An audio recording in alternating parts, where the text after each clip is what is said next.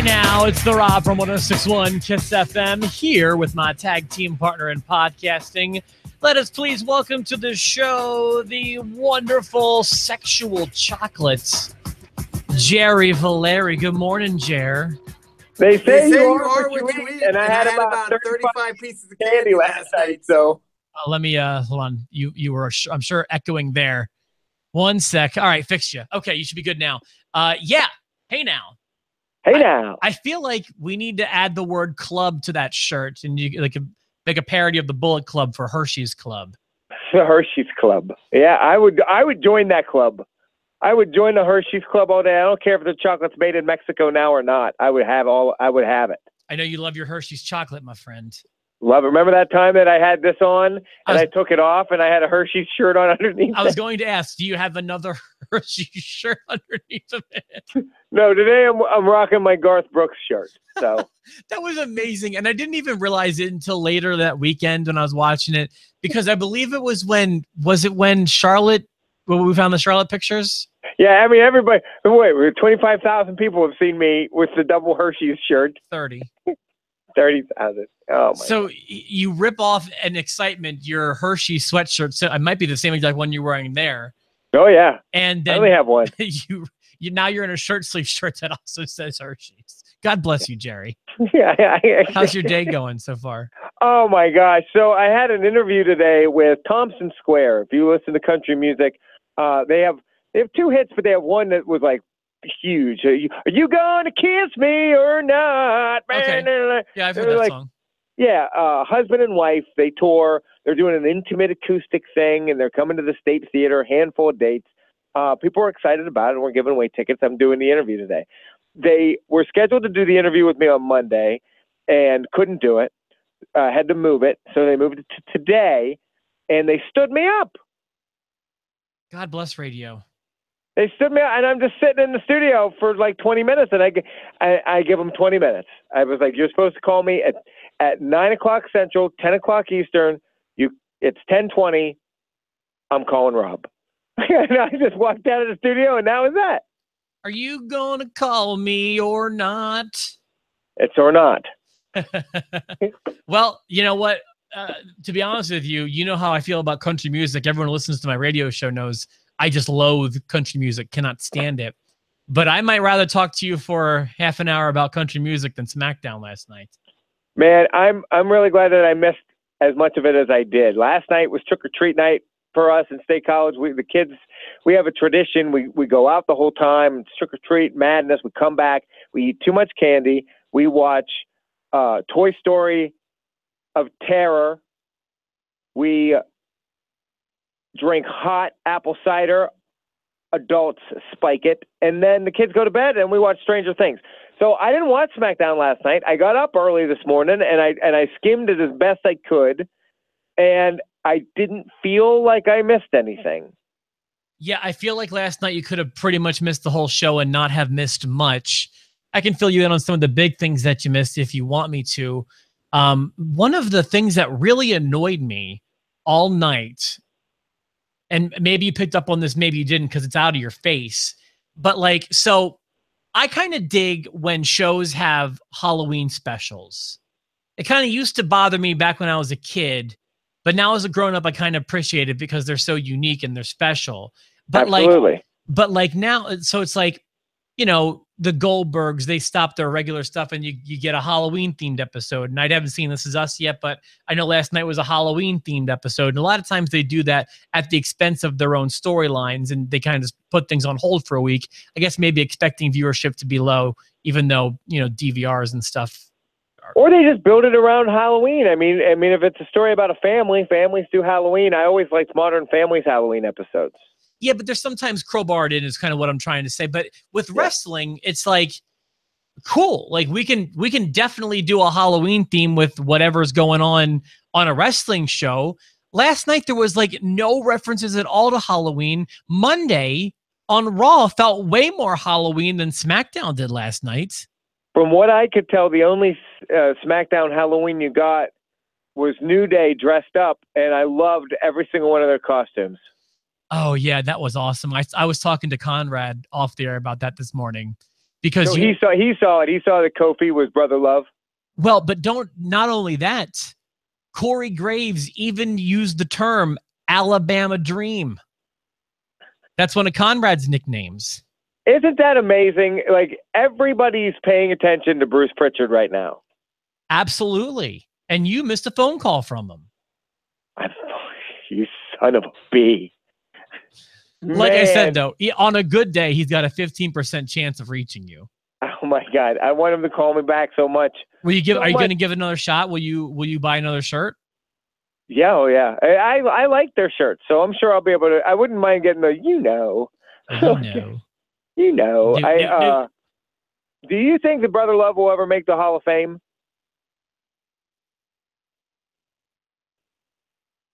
Wow, this is the first time I've thought about that. I feel like Bruce Pritchard could make the backstage Hall of Fame for sure, but will Brother Love ever make it?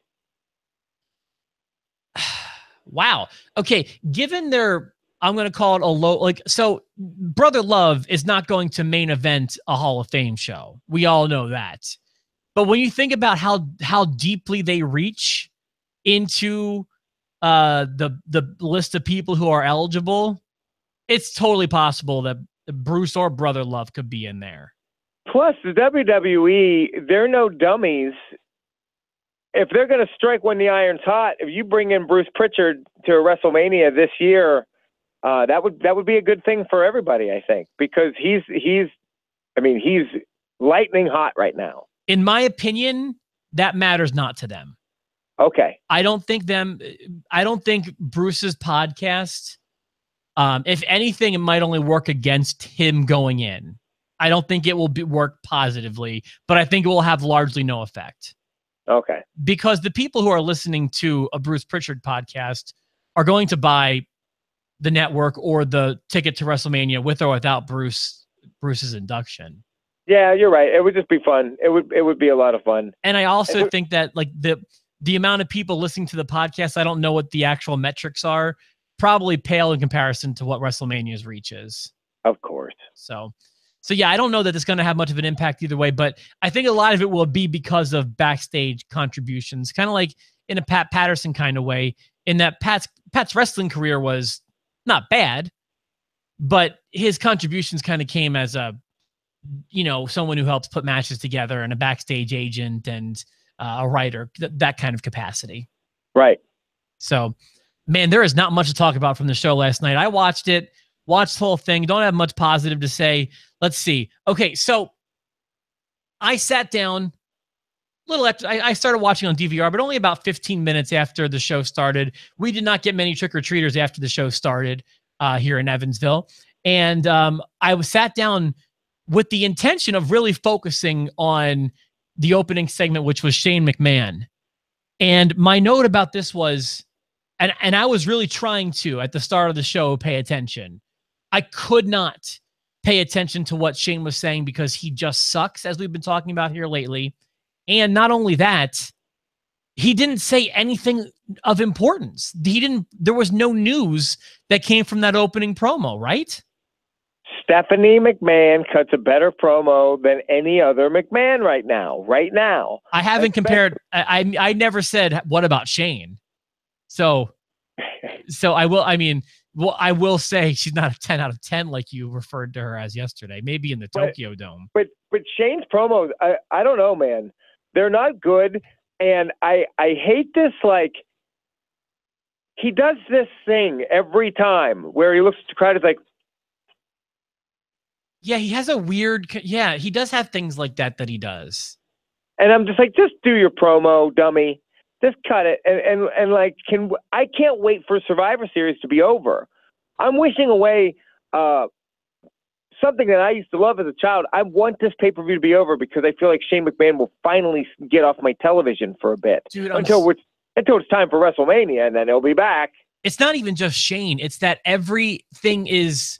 It's one of those things where it's like it's one angle focused, and I don't care about this angle. This whole show is being built around Raw versus SmackDown, which is a manufactured feud that got crowbarred in 2 weeks ago and isn't working for me. And while I'm cool with the basic outline of the show being Raw versus SmackDown, it doesn't need to be this much so, and we can still have a lot of stuff continue outside of that idea.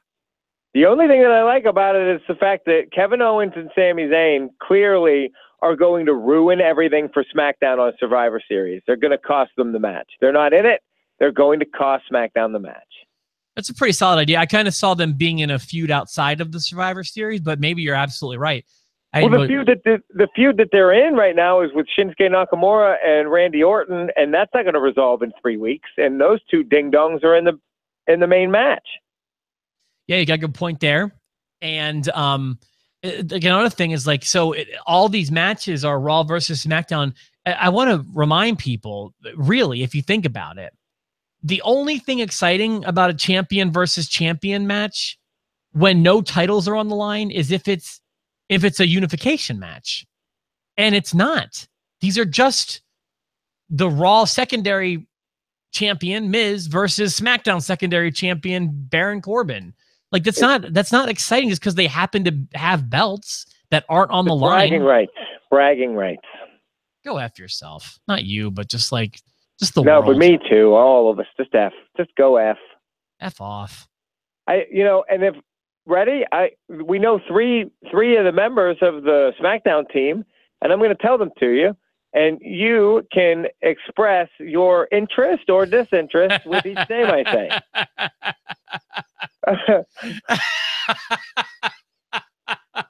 Go ahead. Watch my face for all of these people. Team captain, Shane McMahon.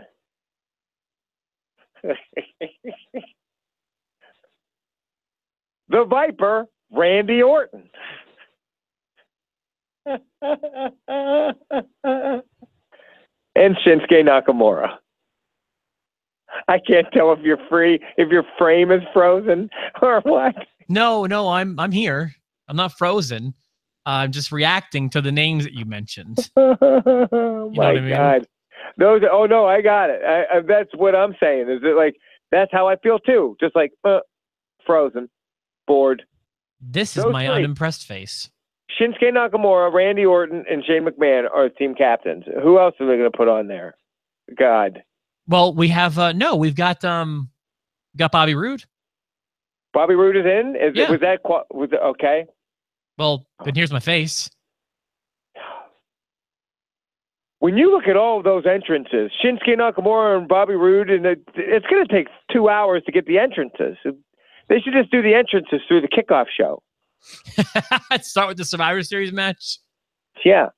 Maybe. Remember that one time I was thinking during one of the debates, they put the main event first on a SmackDown pay-per-view? I think AJ Styles was champion. It was a John Cena match, yeah. It was a triple threat match. I remember that too. I can't remember who the third guy was. I wouldn't have even remembered Cena, to be honest with you. But yeah, I remember they started a show really strangely with the main event one time. So yeah, there was that. What else do we have? This is 4 solid weeks in a row that SmackDown has sucked. Yeah, I can't. There's no competition, right? Raw wins the week, and I mean, Raw was okay. SmackDown was poor. Raw won every week in the month of October. Yeah, Raw's won for a while now. Which there was a time where SmackDown was on fire, if you remember, not long after the draft, which is exactly what I told everyone was going to happen. SmackDown's going to get really taken care of at first, and then all of a sudden it's going to be the secondary B show that I'm not sure I'd be watching if it weren't for Post to Post. Yeah, and it's the only thing keeping me doing it too. So there's that. I had a note from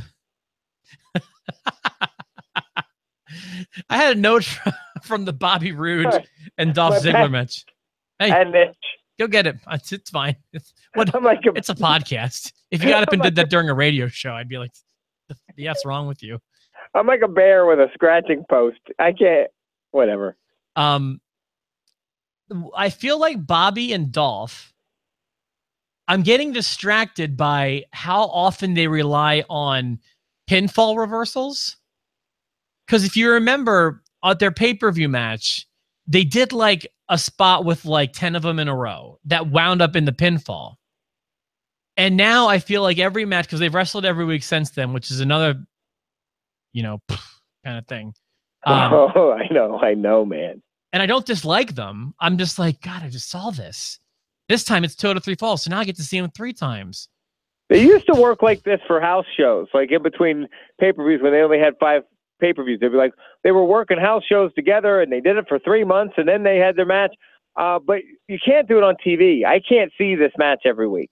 Yeah. And so the thing that I was going to say was, so we're getting that over and over again. Plus it's like the matches are very similar, that they always build towards these pinfall reversals, which is like when they roll from one pinfall right into another pinfall, and like if you remember at their last match at a pay-per-view, resulted in a pinfall strange, which they never seem to do, which is kind of, I guess that part's kind of cool about it. But kind of over this, like I'm ready for something to kind of happen from this, and it's not.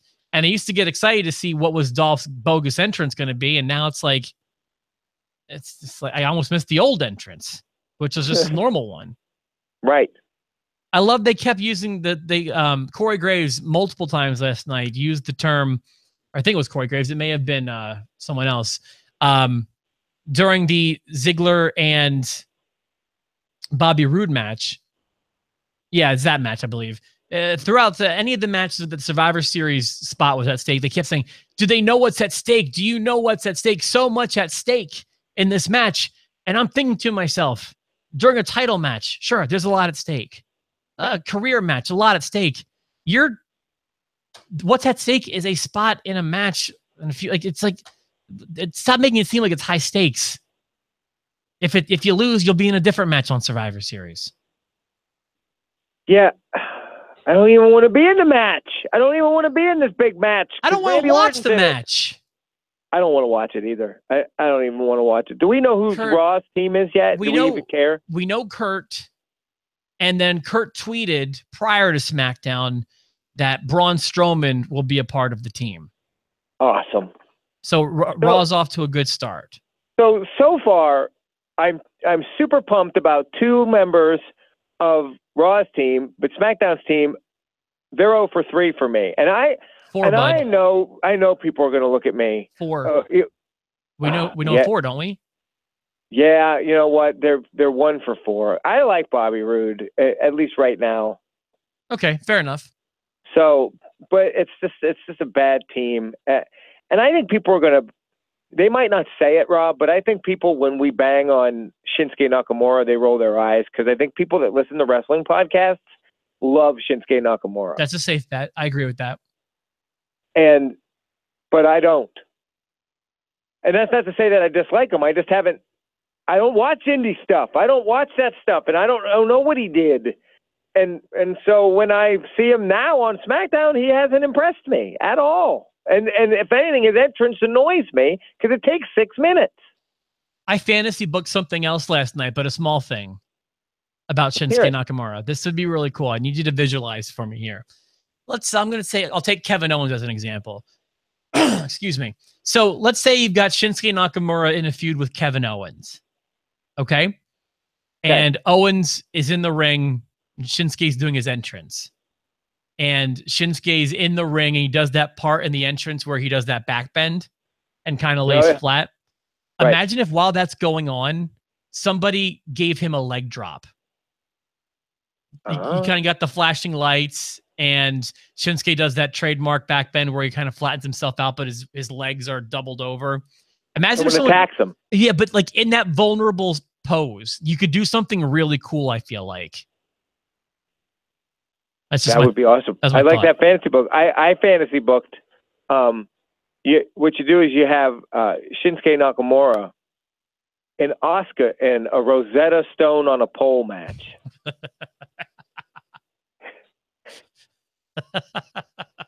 I shouldn't be.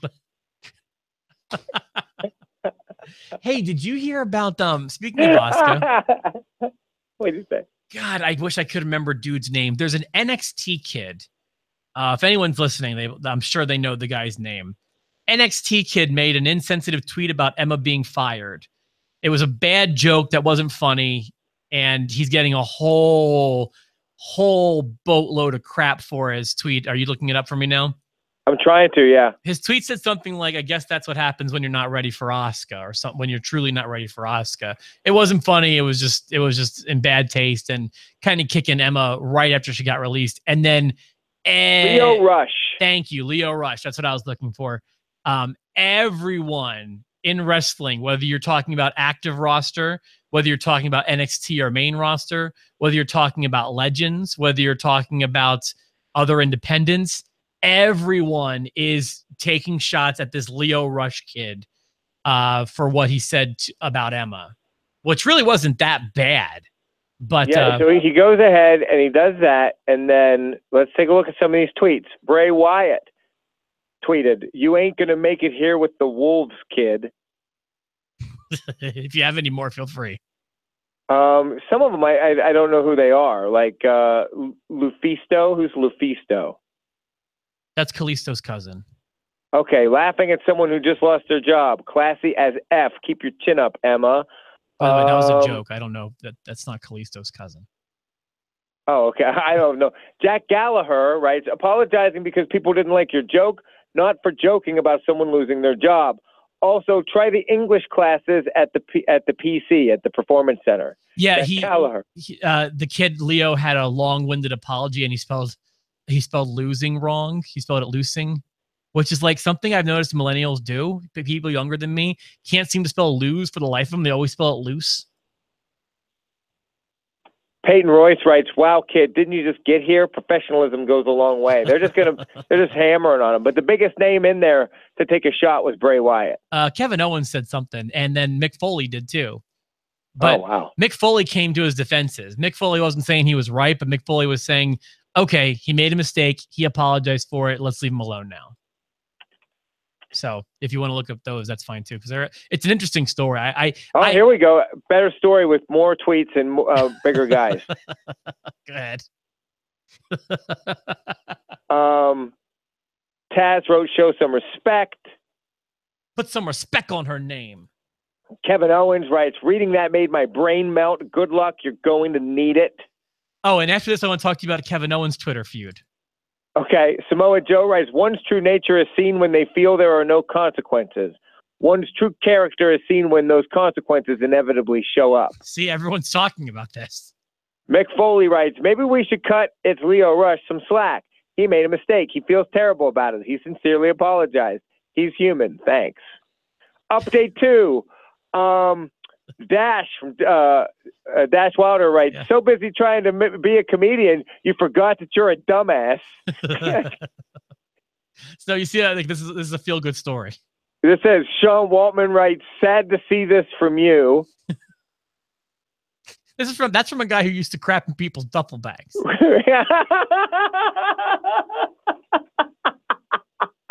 You know what I mean?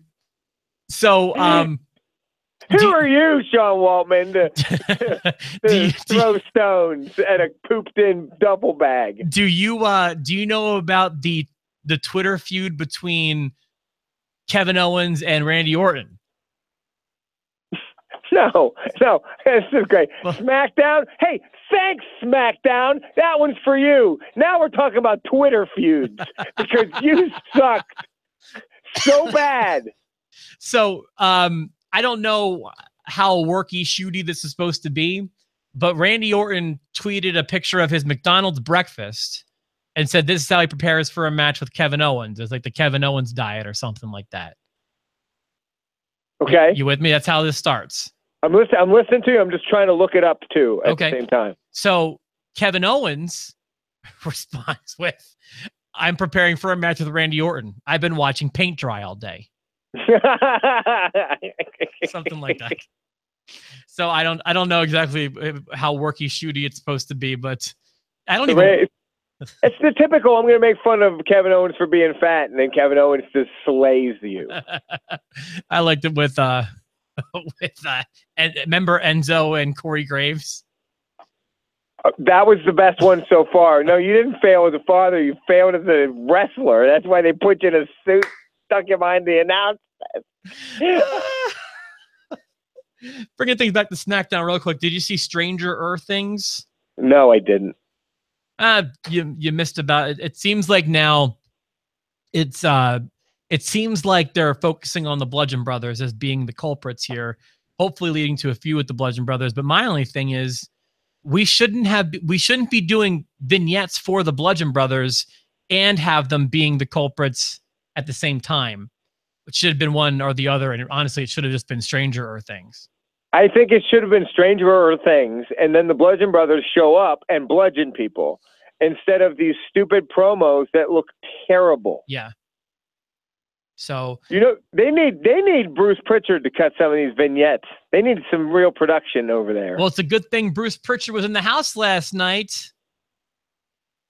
I love you, Kofi. I love you. And I loved Big E being the Alabama Dream. Oh, man.